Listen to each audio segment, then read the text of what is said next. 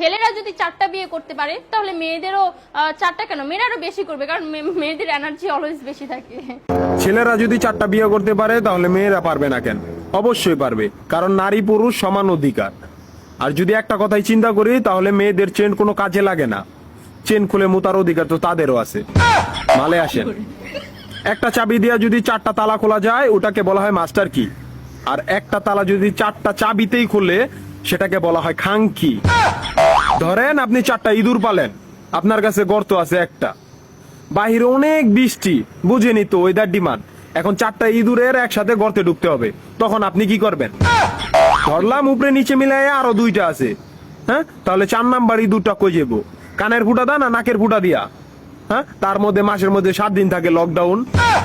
আমি মানি, আমি না শুধু সবাই মানে, মেয়েদের অনেক পাওয়ার, মেয়েদের অনেক এনার্জি। তাহলে দেশের মধ্যে ঘন ঘন লোডশেডিং হয় কেন? আমার মাথায় কোনোভাবেই ঢোকে না। একটা ছেলে যদি 4টা বিয়ে করে, 4টা ঘরে যদি 10টা সন্তান থাকে, তারপরে বাপের নামে একটাই থাকবো। এখন আপনি যদি 4টা বিয়ে করেন, একটা সন্তান হয়, তাহলে বাপের নাম কি দিবেন? সলিমুদ্দিন, কলিমুদ্দিন, আনোয়ার, মনোয়ার, নাকি গড়ে মিলাইয়া জানোয়ার?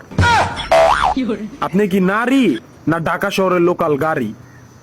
30টা সিট ফুল, 20 জন দাঁড়ানো, তারপরও বলে পিছনে সিট খালি, ওঠেন তাড়াতাড়ি, পিছনে সিট খালি, ওঠেন তাড়াতাড়ি। শুধু এই সমস্ত মেয়েদের কারণে পুরা নারী জাতির সম্মানহানি হয়। আমাদের উচিত সিটি কর্পোরেশনের কুত্তা মারার ইঞ্জেকশন দিয়া এদেরকে মেরে ফেলা, যাতে এদের জন্য অন্য কোনো মেয়েদের কেউ খারাপ নজরে না দেখে। মা রানী কোনানকার।